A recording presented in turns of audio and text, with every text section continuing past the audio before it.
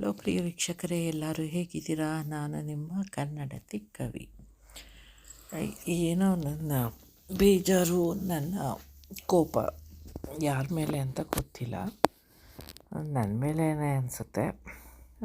ಅದು ಹೊರಗೆ ಬರೋದಕ್ಕೆ ಸಾಕಷ್ಟು ಟೈಮ್ ತಗೋತಾ ಇದೆ. ಇವತ್ತಿನ ಪ್ರಾಜೆಕ್ಟ್ ಮಾಡ್ತಾ ಇದ್ದಾಗ ಅದು ತುಂಬ ಅನುಭವ ಆಯಿತು. ಕಾನ್ಸಂಟ್ರೇಟೇ ಆಗ್ತಿರ್ಲಿಲ್ಲ. ಕೊನೆಗೆ ಏನಾಯಿತು ಅಂದರೆ, ನಿಮಗೆ ಗೊತ್ತಾಗುತ್ತೆ ನೋಡ್ತಾ ನೋಡ್ತಾ ಹೇಗಾಗ್ತಿದೆ ಅಂತ. ಅದು ತುಂಬ ಕಾನ್ಸಂಟ್ರೇಟ್ ಮಾಡಿ ಒಂದು ಸಲ ಮಾಡಿದೆ, ಅದು ಏನು ಅಂತ ಗೊತ್ತಾಗಲಿಲ್ಲ. ಆಮೇಲೆ ಇನ್ನೊಂದು ಸಲ ಮಾಡ್ತಾನೆ ಏನೋ ಡಿಸೈನ್ ಇಷ್ಟ ಆಗಲಿಲ್ಲ, ಅದು ಇದಕ್ಕೆ ಸರಿ ಹೋಗಲಿಲ್ಲ, ಏನೋ ತೀರಾ ಒಂಥರ ಗಜ್ಜಾಬಿಜ್ಜಿ ಅನ್ನಿಸ್ತು. ಆಮೇಲೆ ಅದನ್ನು ಮತ್ತೆ ಪುನಃ ಎರೇಸ್ ಮಾಡಿ ಮತ್ತೆ ಮಾಡಿದೆ, ಅದು ಇಷ್ಟ ಆಗಲಿಲ್ಲ. ಅದು ತುಂಬ ಕ್ಲಮ್ಸಿ ಆಯಿತು, ಒಂದಕ್ಕೊಂದು ಅಂಟ್ಕೊಂಡಂಗೆ. ಕೊನೆಗೆ ಅದನ್ನು ತೆಗೆದುಬಿಟ್ಟು ವೈಪ್ ಮಾಡಿ ಕ್ಲೀನ್ ಮಾಡಿಬಿಟ್ಟು ಇವತ್ತು ಇಷ್ಟಕ್ಕೆ ನಿಲ್ಲಿಸೋಣ, ಮಾಡೋಣ ನಾಳೆ ಅಂದ್ಬಿಟ್ಟು ಎತ್ತಿಟ್ಬಿಟ್ಟೆ. ಅದಕ್ಕೆ ಇಷ್ಟಕ್ಕೇ ಇವತ್ತು ಎಲ್ಲಿ ತನಕ ಅದು ಎಲ್ಲ ವೈಪ್ ಮಾಡೋ ತನಕ ಅಷ್ಟೇ ನಾವು ಇವತ್ತು ಪ್ರಾಜೆಕ್ಟ್ ಮಾಡ್ತಾಯಿರೋದು. ಇದು ಏನೋ ಒಂಥರ ಡಿಫ್ರೆಂಟಾಗಿದೆ, ಈ ಥರ ನಾನು ಮಾಡೇ ಇರಲಿಲ್ಲ. ಈ ಕಲರ್ ಕಾಂಬಿನೇಷನು ಯೂಶ್ವಲಿ ಗ್ರೇಡಿಯಂಟಾಗಿ ಮಾಡ್ತಾಯಿದ್ದೆ, ಆದರೆ ಈ ಸಲ ಎಲ್ಲ ಒಂಥರ ಡಿಫ್ರೆಂಟ್ ಕಲರ್ ಯೂಸ್ ಮಾಡಿದ್ದೀನಿ. ಅದು ಹೇಗೆ ಅನಿಸುತ್ತೆ ಅಂದರೆ, ಸೋಬರ್ ಅಂತ ಹೇಳ್ತೀವಲ್ಲ, ಒಂಥರ ಸಿಂಪಲ್ ಆ್ಯಂಡ್ ನೈಸ್ ಎಲಿಗೆಂಟ್ ಅಂತ ಆ ಥರ.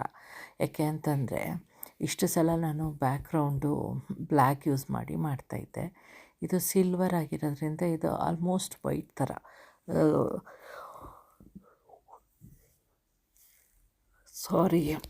ಆಫ್ ವೈಟ್ ಥರ ಕಾಣಿಸ್ತಿದೆ ಅದಕ್ಕೆ. ಆಮೇಲೆ ಹೆಚ್ಚಿಗೆ ಡಾರ್ಕ್ ಕಲರ್ ಯೂಸ್ ಮಾಡಿಲ್ಲ, ಎಲ್ಲ ಒಂಥರ ಏನು ಲೈಟಾಗಿರೋ ಅಂಥದ್ದು, ತಿಳಿ ಕಲರ್ಗಳು ಅಂತ ಹೇಳ್ತೀವಲ್ಲ ಆ ಥರ.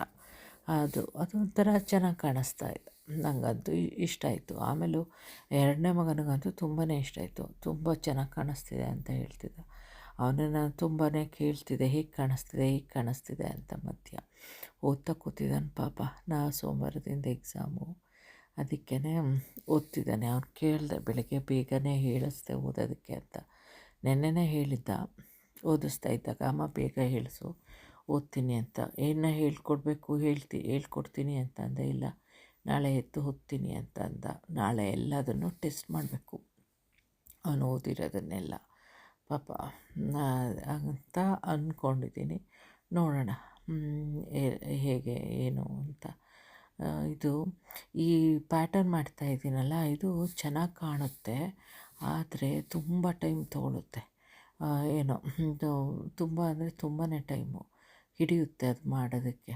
ಅಷ್ಟು ಬೇಗ ಆಗಲ್ಲ, ಯಾಕೆ ಅಂತಂದರೆ ಡಿಫ್ರೆಂಟ್ ಕಲರ್ ಒಂದೊಂದು ಪೆಟಲ್ಗೂ ಯೂಸ್ ಮಾಡ್ತೀವಲ್ವ, ಆಗ ಮಾಡೋದಕ್ಕೆ. ಅದಕ್ಕೆ ಆಮೇಲೆ ನಾನು ಏನು ಮಾಡಿಕೊಂಡೆ ಅಂದರೆ, 3 ತುಂಬ ಆಕಳಿಸ್ತಾ ಇದ್ದೀನಿ, 3 ಫ್ಲವರ್ಸನ್ನೇ ಮಾಡ್ಕೊಂಡು ಹೋಗೋಣ ಅಂತ ಅಂದ್ಬಿಟ್ಟು ಮಾಡಿದೆ. ಇದು ನೆನ್ನೆ ಶುರು ಮಾಡಿದ್ದು ಈ ಪ್ಯಾಟರ್ನ. 3 ಫ್ಲವರ್ ಮಾಡಿದೆ. ಹೇಳಿದ್ನಲ್ಲ, ನೈಟ್ ಆದರೆ ಮಾಡೋದಕ್ಕಾಗಲ್ಲ ಅಂತ, ಆ ಗೈಡ್ಲೈನ್ಗಳೇ ಕಾಣಲ್ಲ ಸರಿಯಾಗಿ. ಇದು ಯಾವುದು ಆಲ್ಮೋಸ್ಟ್ ವೈಟ್ ಥರ ಇರೋದ್ರಿಂದ, ಕಲರು ಗೈಡ್ಲೈನು ಹಾಕೋದು ವೈಟಲ್ಲೇ ಇರೋದ್ರಿಂದ ಅದು ಏನೂ ಕಾಣೋದೇ ಇಲ್ಲ, ತುಂಬ ಕಷ್ಟಪಡಬೇಕು. ಅದಕ್ಕೇ ನಾನು ನೈಟ್ ಟೈಮಲ್ಲಿ ಮಾಡ್ತಾಯಿಲ್ಲ ಈಗೀಗ.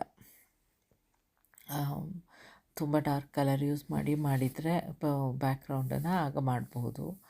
ಈಗ ಈ ಥರ ಲೈಟ್ ಕೊಟ್ಬಿಟ್ರೆ ಕಷ್ಟ ಆಗುತ್ತೆ, ತುಂಬ ಕಣ್ಣಿಗೂ ಸ್ಟ್ರೈನ್ ಅಲ್ವಾ, ಯಾಕೆ ಸುಮ್ಮನೆ ಅಷ್ಟೊಂದು ಇದು ಮಾಡೋದು ಅಂದ್ಬಿಟ್ಟು ಮಾಡಿಲ್ಲ.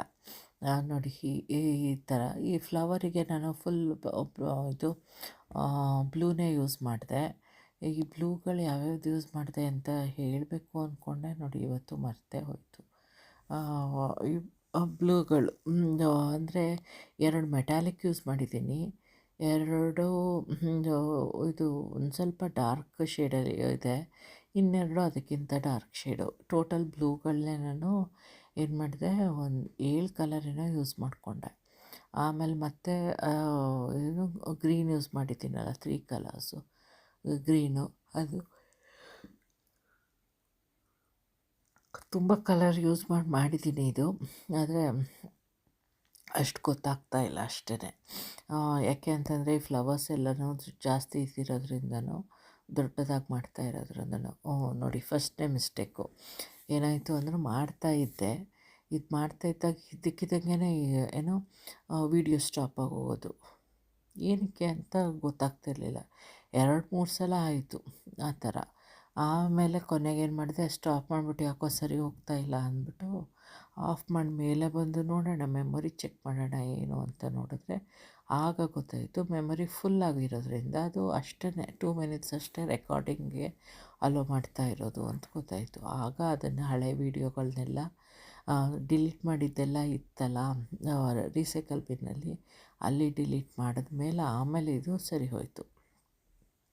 ಇದು ಒಂದು ಸಲ ಏನಾಗುತ್ತೆ ಅಂದರೆ ನಾವು ತುಂಬ ಟೆನ್ಷನೆಲ್ಲ ಸ್ಟ್ರೆಸ್ ಆಗಿ ಹೋಗ್ತೀವಿ. ಆಗ ಯೋಚ್ಸಕ್ಕೆ ಹೋಗ್ತೀವಿ ಏನಾಗ್ತಿದೆ ಅಂತ. ಆಗ ಗೊತ್ತಾಗಲ್ಲ ಏನೂ. ಕೂಲಾಗಿ ನೋಡೋಣ ಅಂತ ನೋಡಿದಾಗ ಅವೆಲ್ಲ ಗೊತ್ತಾಗೋದು. ಅದೇ ಥರ ಜೀವನದಲ್ಲೂ. ಆದರೆ ಒಂದೊಂದು ಸಲ ಜೀವನದಲ್ಲಿ ಹೇಗಾಗೋಗುತ್ತೆ ಅಂತಂದರೆ ಅದು ಹೇಳೋದು ಈಸಿ, ಸ್ಟ್ರೆಸ್ ಮಾಡ್ಕೋಬಾರ್ದು ಇದು ಮಾಡೋದು ಅಂತ. ಆದರೆ ಸಬ್ಕಾನ್ಷಿಯಸ್ ಆಗಿ ನಾವು ಸ್ಟ್ರೆಸ್ ಆಗಿ ಹೋಗ್ತೀವಿ. ಅದು ಸಾಮಾನ್ಯ, ಸರ್ವೇ ಸಾಮಾನ್ಯ ಎಲ್ಲರಿಗೂ ಕೂಲಾಗಿ. ಆದಷ್ಟು ಕೂಲಾಗಿ ತಗೊಳ್ಳೋದನ್ನು ರೂಢಿ ಮಾಡ್ಕೋಬೇಕು. ನಾನು ಆದಷ್ಟು ಕೂಲಾಗಿ ಇರೋದನ್ನು ರೂಢಿ ಮಾಡ್ಕೊಂಡಿದ್ದೆ ಅನ್ಕೋತೀನಿ. ಆದರೆ ಒಂದೊಂದು ಸಲ ಈಗೋ ತುಂಬ ತಡೆಯೋದಕ್ಕೆ ಆಗಲ್ಲ. ಎಲ್ಲದಕ್ಕೂ ಒಂದು ಲಿಮಿಟ್ ಅನ್ನೋದು ಇರುತ್ತಲ್ವ. ಅದು ಒಂದೊಂದು ಸಲ ಆ ಕ್ರಾಸ್ ಆದಾಗ ನಾವೇ ಕೋಪ ಮಾಡಿಕೊಂಡು ಇದಾಗೋಗ್ತೀವಿ. ಆಗ ಶುರು ಆಗುತ್ತೆ ಅದು ಒಂಥರ ಮನಸ್ತಾಪಗಳು, ಬೇಜಾರು ಅನ್ನೋದು ಎಲ್ಲ. ನಿನ್ನೆ ಅಂತೂ ಆಗಲೇ ಇಲ್ಲ ನನಗೆ. ಅದಕ್ಕೆ ಮಗನ ವೀಡಿಯೋನ ಆ ಥರ ಶಾರ್ಟಾಗಿ ಹಾಕಿದೆ.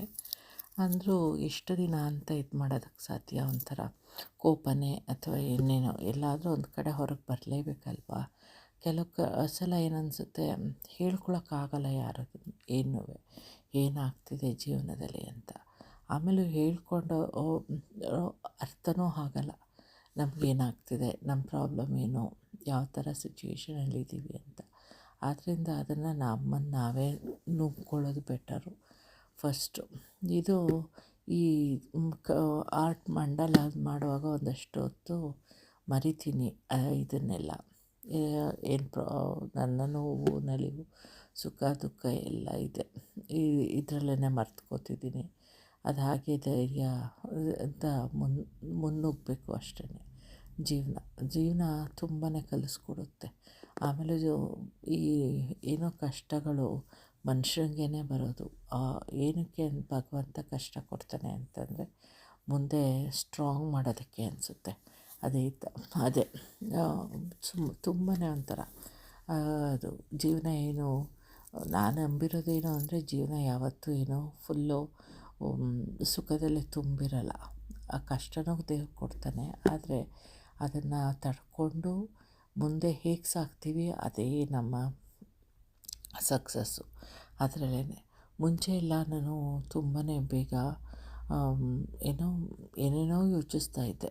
ತುಂಬ ಅದು ಹೆದರ್ಕೋತಾ ಇದ್ದೆ ಏನು ಅಂತಂದರೆ. ಆಮೇಲೆ ಒಂದಾದಮೇಲೆ ಒಂದು ಪೆಟ್ಟುಗಳು ಬಿದ್ದ ಮೇಲೆ ಶಿಲ್ಪಕ್ಕೆ ಹೇಗೆ ಪೆಟ್ಟು ಬಿದ್ದು ಅದು ಒಳ್ಳೆ ಶಿಲ್ಪ ಆಗುತ್ತೋ ಆ ಥರ ಆಯ್ತು ನನಗೆ. ಒಂದು ಸಲ ಅಂತೂ ತುಂಬಾ ಪ್ರಾಬ್ಲಮ್ ಬಂತು. ಮಕ್ಕಳು ಆಗಿನ್ನ ಚಿಕ್ಕವರು. ಆಗ ಸಾಮಾನ್ಯ ನನಗೆ ಒಂಥರ ಜೀವನನೇ ಬೇಡವೇನೋ ಅನ್ನೋ ಮಟ್ಟದ ತನಕ ಯೋಚಿಸ್ತಿದ್ದೆ. ಆಗ ಆ ಒಂದು ಮೊಮೆಂಟಲ್ಲಿ ಏನು ಅಂದ್ಕೊಂಡೆ ಅಂದರೆ, ಏನಕ್ಕೆ ಜೀವನನ ಕಳ್ಕೋಬೇಕು, ಮಕ್ಕಳನ್ನ ಇದು ಮಾಡಿಕೊಂಡು ಬದುಕಬೇಕು. ಏನೇ ಆದರೂ ಏನೇ ಕಷ್ಟ ಬಂದರೂ ಸರಿಯೇ, ಬದುಕಿ ತೋರಿಸ್ತೀನಿ ಅಂತ ಡಿಸೈಡ್ ಮಾಡಿಕೊಂಡೆ. ಆಮೇಲೆ ಸಕ್ಸಸ್ ಕಂಡಿದ್ದು. ಅದೇ ಜೀವನ ಅಂದ್ಕೊಂಡಿದ್ದೀನಿ. ಹಾಗೆ ಯಾವುದೂ ಏನೂ ಪರ್ಮನೆಂಟ್ ಅಲ್ಲ. ಸುಖನೂ ಪರ್ಮನೆಂಟ್ ಅಲ್ಲ, ದುಃಖನೂ ಪರ್ಮನೆಂಟ್ ಅಲ್ಲ. ನಮ್ಮ ಧ್ಯೇಯ, ನಮ್ಮ ವಿಲ್ ಪವರು, ನಮ್ಮ ಮನಸ್ಥಿತಿನ ಮುಗ್ಗಿಸ್ಕೊಂಡು ಹೋಗೋದೇ ಸಕ್ಸಸ್ಸು. ಅದೇ ನನ್ನ ಇದು ಅಂತ ಅಂದ್ಕೊಂಡಿದ್ದೀನಿ. ಯಾವಾಗಲೂ ನಮಗಿಂತ ಮೇಲಿರೋರನ್ನ ನೋಡಿಕೊಂಡು ಓ ಅವ್ರು ಹಾಗಿದ್ದಾರೆ ಅಂತ ಅಂದ್ಕೋಬಾರ್ದಂತೆ. ನಮಗಿಂತ ಕೆಳಮಟ್ಟದಲ್ಲಿರೋರನ್ನ ನೋಡಿಕೊಂಡು ನೋಡಿ ಅವ್ರ ಜೀವನ ಅವರು ಎಷ್ಟು ಕಷ್ಟದಲ್ಲಿದ್ದಾರೆ, ಅವರೇ ಅಷ್ಟು ಮುನ್ನುಗ್ತಿರುವಾಗ ನಮಗೇನು ನಾವು ಚೆನ್ನಾಗಿದ್ದೀವಿ ಅಂದ್ಕೊಂಡ್ರೆ ಎಲ್ಲ ಸರಿ ಹೋಗುತ್ತೆ. ಅದನ್ನೇ ನಾನು ಅಳವಡಿಸ್ಕೊಂಡಿದ್ದೀನಿ. ಒಂದೊಂದು ಸಲ ಒಬ್ಬೊಬ್ಬರು ಅಯ್ಯೋ ಅವ್ರು ಅದು ತೊಗೊಂಡಿದ್ದಾರೆ ಇದು ತೊಗೊಂಡಿದ್ದಾರೆ ಅಂತ ಕಮೆಂಟ್ಗಳು ಮಾಡ್ಕೋತಾರಲ್ವ. ಆಗ ಇದು ಅಕ್ಕಪಕ್ಕ ಮಾತಾಡಿಕೊಂಡು ಫ್ರೆಂಡ್ಸ್ಗಳ ಜೊತೆ ನನಗೇನೂ ಹಾಗೆ ಅನಿಸೋದೇ ಇಲ್ಲ. ಅಯ್ಯೋ ನನ್ನ ಹತ್ರ ಇರೋದು ಇಷ್ಟು, ನಾನು ಚೆನ್ನಾಗಿದ್ದೀನಿ, ಏನಕ್ಕೆ ನಮ್ಮ ಇದರಲ್ಲಿ ಇಲ್ವೇನೋ ಅದು ಬರೆದಿಲ್ಲ ಹಣೆ ಬರಹದಲ್ಲಿ, ಅದರಿಂದ ಏನಕ್ಕೆ ಬಿಡು ಹೇಗೋ ಆದ್ರೆ ತೊಗೊಳ್ಳೋದಿಲ್ಲ ಅಂದರೆ ಇಷ್ಟರಲ್ಲಿ ಮಾಡ್ಕೊಂಡು ಹೋಗೋದು ಅನ್ನೋದು ಇದು. ಒಂಥರ ಹೊಟ್ಟೆ ಕಿಚ್ಚು ಅನ್ನೋದು ಬರ್ತಾನೇ ಇಲ್ಲ, ಬರಲ್ಲ, ನನಗೆ ಬರೋದು ಬೇಡ ಆ ಥರ. ನನ್ನ ಹಣೆಯಲ್ಲಿ ಏನು ಬರೆದಿದೆಯೋ ನನ್ನ ದುಡಿಮೆ ನನ್ನ ಇದು ಅಷ್ಟಿದ್ದರೆ ಸಾಕು ಅಂದ್ಕೊಂಡೆ ಬಾಳ್ತಾ ಇರೋದು ಇದುವರೆಗೆ.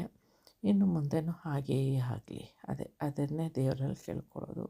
ನನಗೆ ಆ ಥರ ಕೆಟ್ಟ ಬುದ್ಧಿಗಳು ಏನೂ ಬರೋದೇ ಬೇಡ ಅಂತ ಯೋಚಿಸ್ತೀನಿ. ಆಮೇಲೆ ಈಗೀಗ ಡೈವರ್ಟ್ ಆಗೋದಕ್ಕೆ ನನಗೆ ಯಾವುದೋ ಒಂದು ಚಾನಲ್ ತುಂಬ ಇಷ್ಟ ಆಯಿತು, ನಮ್ಮ ನಂಬಿಕೆ ಅನ್ನೋ ಚಾನಲು. ಅದೇನಕ್ಕೆ ಇಷ್ಟ ಆಯಿತು ಅಂತ ಗೊತ್ತಿಲ್ಲ. ಅದು ವಾಯ್ಸು ತುಂಬಾ ಅವ್ರು ಚೆನ್ನಾಗಿ ಮಾತಾಡಿ ಹೇಳ್ಕೊಡ್ತಾರೆ. ಅದು ತುಂಬ ಇಷ್ಟ ಆಯಿತು. ಯಾವಾಗಲೂ ಅದನ್ನು ಆಲ್ಮೋಸ್ಟ್ ಫ್ರೀ ಇದ್ದಾಗ ಕೇಳ್ತಾ ಇರ್ತೀನಿ. ದಿನಕ್ಕೊಂದು ವೀಡಿಯೋದನ್ನಾದರೂ ಕೇಳ್ಕೊತೀನಿ. ನಮ್ಮ ಆಚಾರ ವಿಚಾರಗಳದ್ದೆಲ್ಲ ಹೇಳ್ತಾರಲ್ಲ, ಕೆಲವೊಂದು ಗೊತ್ತಿದ್ದರೂ ನಮಗೆ ಗೊತ್ತಿರಲ್ಲ ಅದು ಇದೇ ಥರ ಅಂತ. ಇದು ಹೇಳೋದ್ರೆ ಅವ್ರು ತಿಳಿಸ್ಕೊಡ್ತಾರಲ್ಲ, ಅದು ಚೆನ್ನಾಗಿದಾಯಿತು. ಇವತ್ತು ಕಾರ್ತಿಕ ಪೂರ್ಣಿಮಾದ ಬಗ್ಗೆ ಹೇಳಿಕೊಟ್ರು, ಚೆನ್ನಾಗಿ ವಿಡಿಯೋ ನೋಡಿದೆ. ಅದು ನಮ್ಮ ನಂಬಿಕೆದು ತುಂಬ ಇಷ್ಟ ಆಯಿತು ಅದು. ಆಮೇಲೆ ಇನ್ನೊಂದು ಅಶ್ವಿನಿ ದೇವತೆಗಳ್ದು ಹೇಳಿದ್ರು, ಅದು ಗೊತ್ತಿರಲಿಲ್ಲ ನನಗೆ. ಅದು ಫುಲ್ ಕತೆ ಮಹಾಭಾರತ ಗೊತ್ತಿತ್ತು, ಅದು ಫುಲ್ ಇನ್ ಡೀಟೇಲ್ ಗೊತ್ತಿರಲಿಲ್ವಲ್ಲ, ಅದೆಲ್ಲ ಉಪಕಥೆಗಳು ಅದು ತುಂಬ ಇಷ್ಟ ಆಯಿತು. ಹಾಗೆ ಅವೆಲ್ಲ ನೋಡೋದ್ರಿಂದ ನಾನು ಮತ್ತೆ ಮಂತ್ರ ಪಠಿಸೋದ್ರಿಂದ ಒಂಥರ ಏನೋ ಶಾಂತಿ ಇದು ಎಲ್ಲ. ಆಮೇಲೆ ಇವತ್ತು ಏನೋ ತಿನ್ನಬೇಕು ಅನ್ನಿಸ್ತಾ ಇತ್ತು, ಸ್ವೀಟ್ ತಿನ್ನೋಕ್ಕೆ ಇದಿಲ್ಲ ಅಂತಂದರು, ತಿಂದೆ ಮಾಡಿಕೊಂಡು, ಮಕ್ಕಳಿಗೂ ಕೊಟ್ಕೊಂಡು. ನೋಡಿ ಏನು ಹೇಳಿದೆ ಅಲ್ವ, ನಾನು ತಪ್ಪು ಮಾಡಿದೆ ಅಂತ.